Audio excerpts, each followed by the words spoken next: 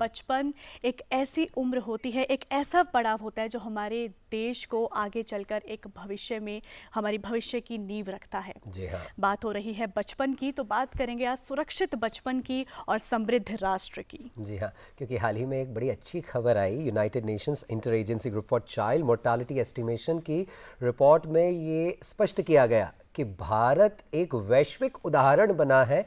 जहां बात करते हैं चाइल्ड मोर्टालिटी की, चाइल्ड हेल्थ की, तो इसमें बहुत अच्छे इंप्रूवमेंट्स स्टैटिस्टिक्स और डेटा के माध्यम से प्रस्तुत किए गए और ये वैश्विक उदाहरण भारत चूंकि बना, तो इस विषय पर चर्चा तो आज बनती है। बिल्कुल बनती है। हमारे साथ में स्टूडियो में दो बहुत ही विशेष मेहमान जुड़े हैं, लेकिन उससे पहले हम आपको बता दें कि ये हमारा जो सेगमेंट है ये फ़ोन इन रहेगा। व्हाट्सएप के जरिए भी आप जुड़ सकते हैं। सबसे पहले नोट कीजिए हमारे स्टूडियो का फ़ोन नंबर जिसके जरिए आप जुड़ सकते हैं 01123097532 और हमारा व्हाट्सएप नंबर, कोई भी संशय कोई भी सवाल हो तो आप जुड़ सकते हैं। व्हाट्सएप नंबर आपकी टीवी स्क्रीन पर फ्लैश हो रहे हैं, आप कोई भी सवाल के साथ में हमसे जुड़ सकते हैं। और चलिए अब आपको हमारे विशेष मेहमानों से मिलवाते हैं, मिलकर स्वागत करते हैं। आइए सबसे पहले डॉक्टर विवेक सिंह जी का। सर बहुत बहुत स्वागत आपका। आप हेल्थ स्पेशलिस्ट हैं, लीड नेशनल प्रोफेशनल यूनिसेफ से। सर साथ ही दूसरे मेहमान जिनसे आप भी जुड़ सकते हैं, कोई प्रश्न कर सकते हैं, हमारे साथ विशेष रूप से मौजूद हैं professor paediatrics from AIIMS and director national institute of child health research ICMR doctor M जीवा शंकर। सर बहुत स्वागत है कार्यक्रम में। नमस्कार डॉक्टर विवेक, शुरुआत आपसे करेंगे। और जैसा कि हमने रिपोर्ट में देखा कि चाइल्ड मोर्टालिटी रेट डिक्रीज हुआ है, क्या इसके पीछे के कारण आपको दिखाई देते हैं?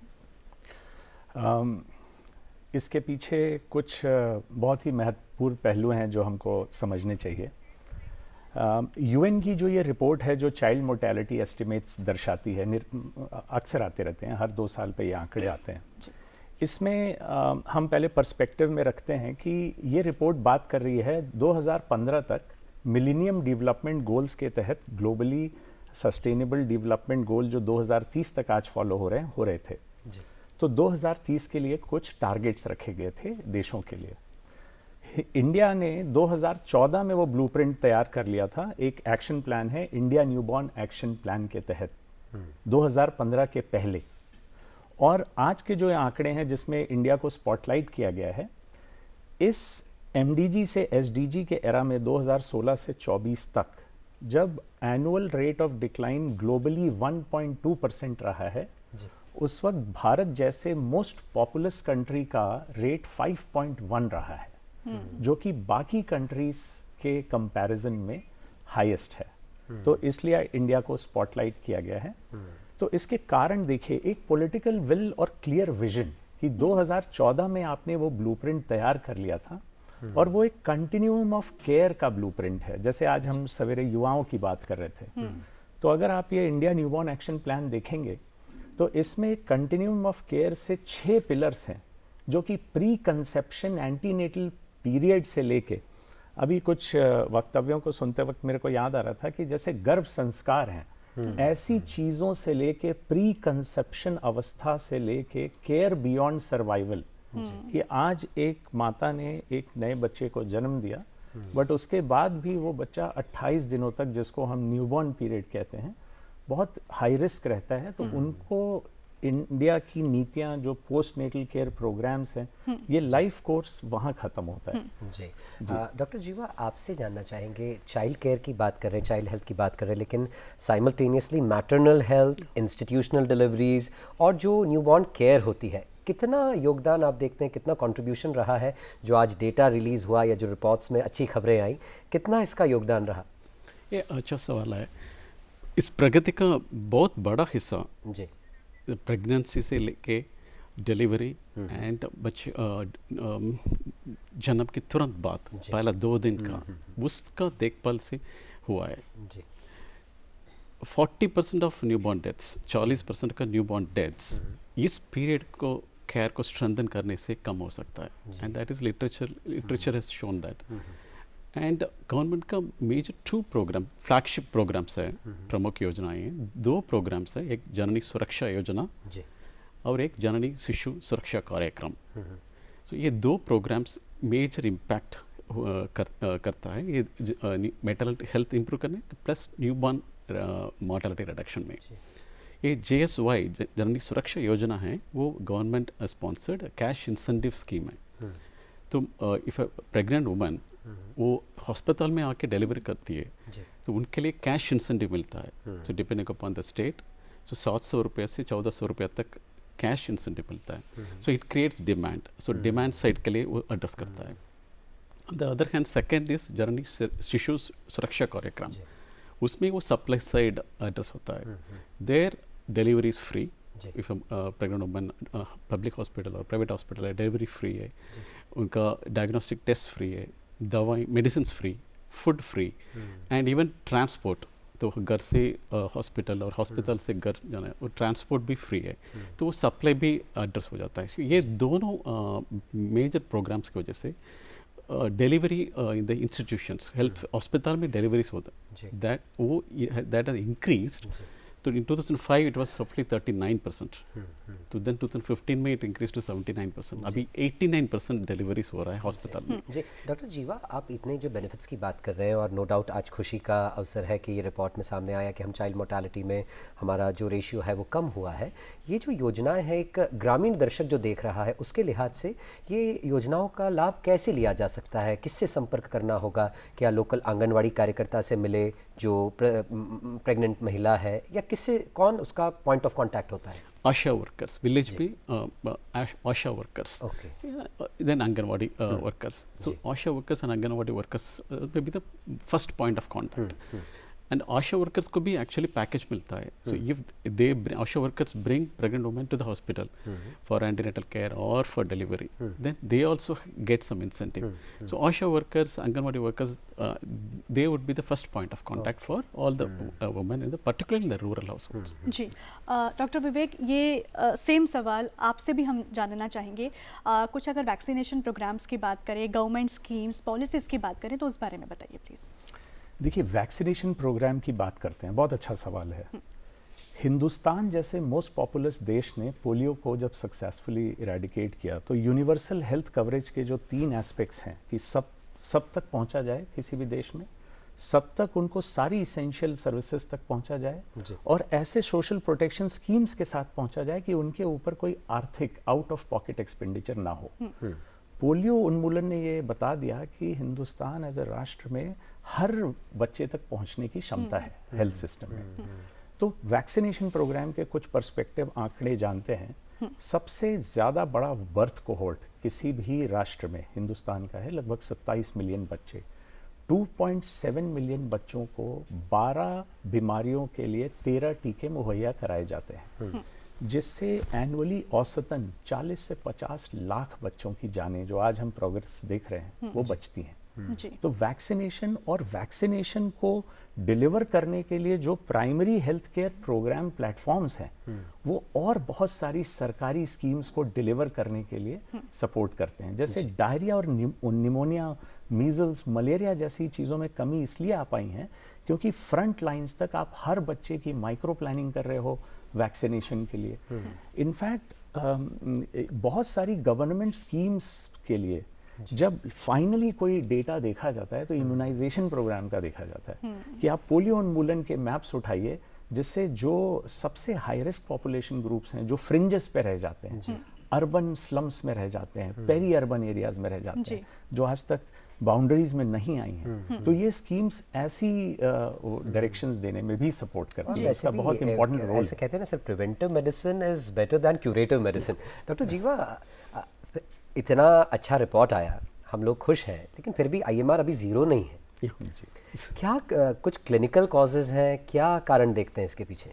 ओके, सो इफ न्यूबॉर्न का डेथ्स का बात करते हैं तो so if you first let us look at newborn death for under 5 का कंट्रीब्यूशन कितना करता है। तो अब जन्म 0 टाइम से 5 इयर्स तक तो अंडर 5 मोर्टेलिटी बोलते हैं। तो उसमें पूरा टाइम का डेथ्स कितना होता है, उसका मोर देन 60%, 60% से ज़्यादा, एग्जैक्टली 63% डेथ्स होते हैं फर्स्ट 4 वीक्स। न्यूबॉर्न पीरियड होता है, फर्स्ट 28 दिन होते हैं, फर्स्ट 4 वीक्स। उस 28 डेज में मोर देन 60% डेथ्स होता है अप टू 5 इयर्स का डेथ्स।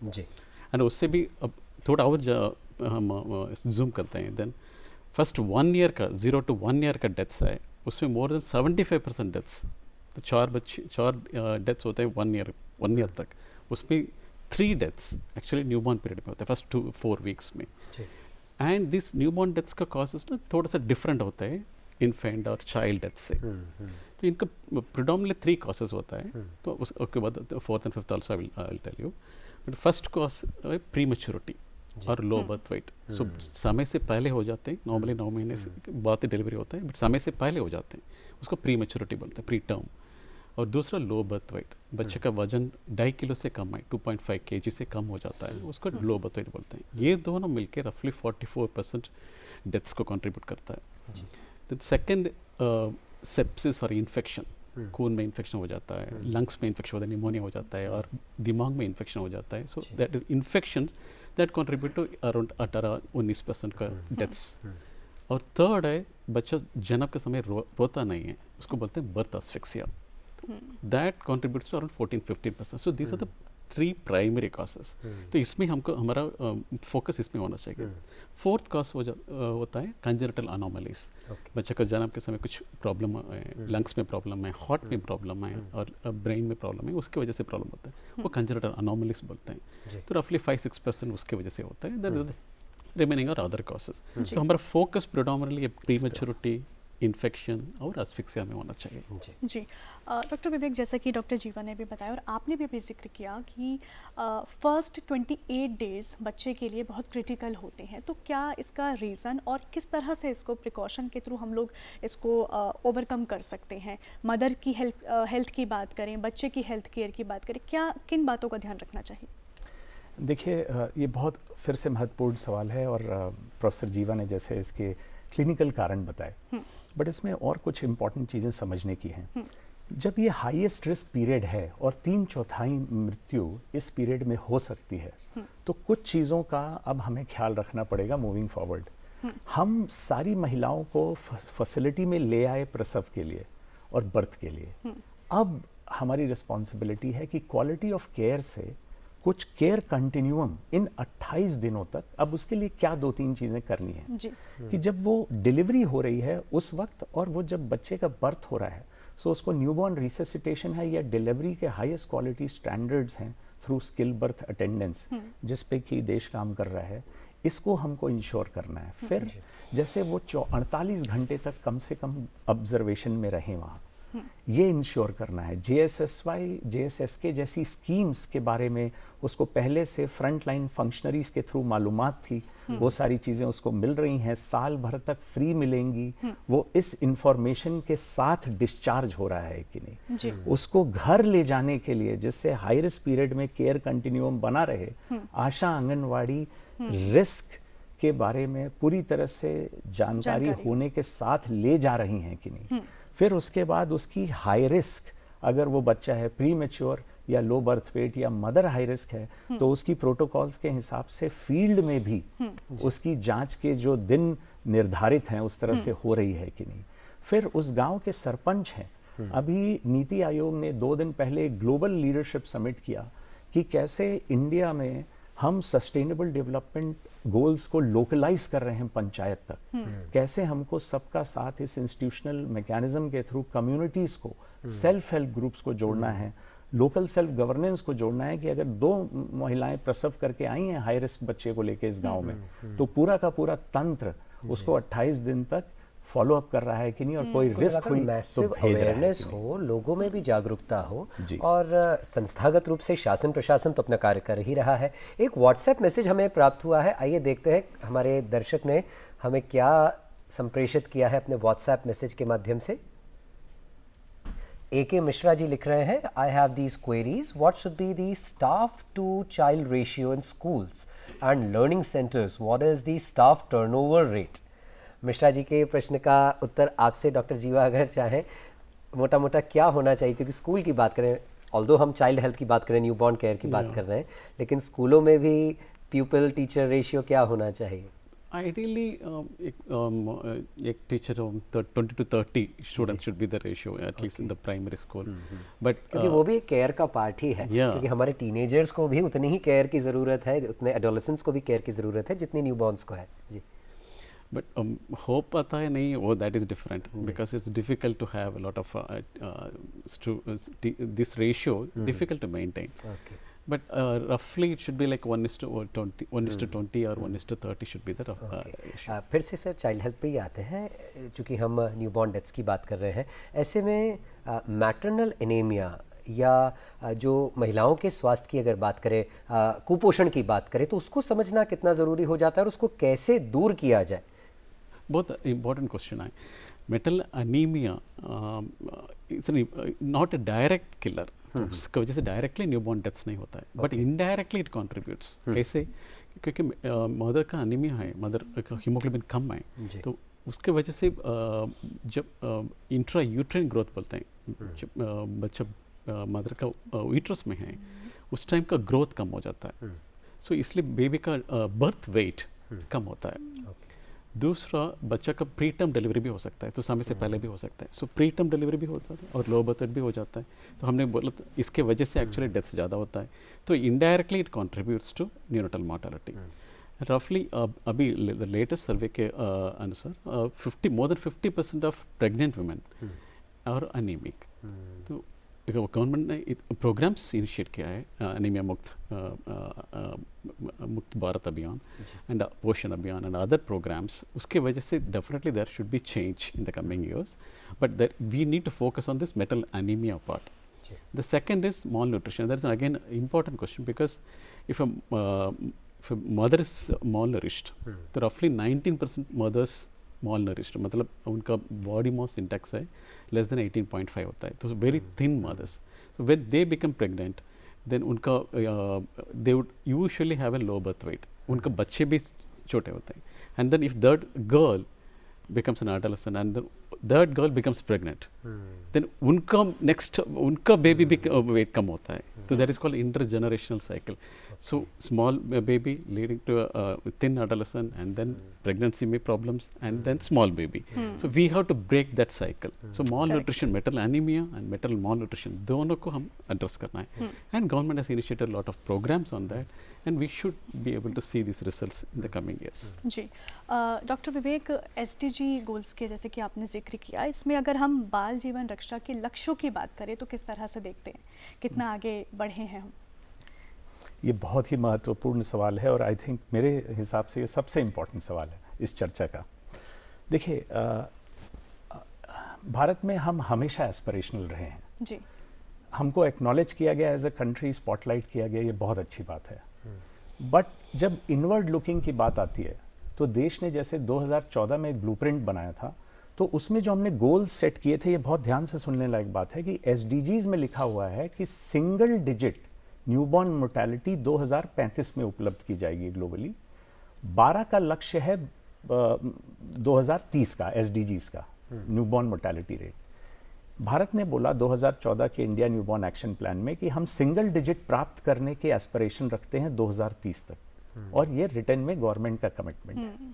तो अब जब हम इनवर्ड देख रहे हैं, तो हमें पता है कि हमको एक्कोलेड्स मिले 5.1 की मृत्यु दर, जो 5 गुना ज़्यादा है, बट हम चाहते हैं कि अब ये एक्विटी के साथ हर उस राज्य, हर उस डिस्ट्रिक्ट, अगर 180 कुछ डिस्ट्रिक्ट चिन्हित किए गए हैं, इसका मतलब कंट्री जानता है कि हमको अगर इक्विटी के साथ इसका फ़ायदा हर बच्चे तक, हर माता तक पहुंचाना है, तो हमारे एस्पिरेशनल गोल्स अभी बहुत हाई होने हैं। बिल्कुल। हमको आज की जो ये मृत्यु दर है, वर्ल्ड में बेस्ट होने के बावजूद अगर ये दुगनी पेस से जाएगी, तो ही हम सिंगल डिजिट का एस्पिरेशन मीट कर पाएंगे। बिल्कुल। तो आगे का रास्ता तय है, कहाँ, किन ज्योग्राफीज में, किन पॉपुलेशन ग्रुप्स में हमको क्वालिटी को बहुत ज़्यादा इन्हांस करके, एक्विटी पे फोकस रख के, कि जहाँ तक नहीं पहुँचा है हमारा एस्पिरेशन वो है, जिन तक पहुँचा है उसके लिए हमको एक्कोलेड्स मिले हैं, उसको हम अप्रिशिएट करते हैं। डॉक्टर विवेक, चूँकि यूनिसेफ से आप आते हैं, तो यूनिसेफ के दृष्टिकोण से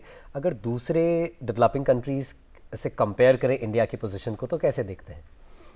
ये बहुत अच्छा सवाल है। हम फिर से उसी आंकड़े पे जाते हैं कि हमको ग्लोबली बोला गया कि 1.2 जब ग्लोबली रिड्यूस हो रहा था, तो इंडिया ने 5.1 पे रिडक्शन किया।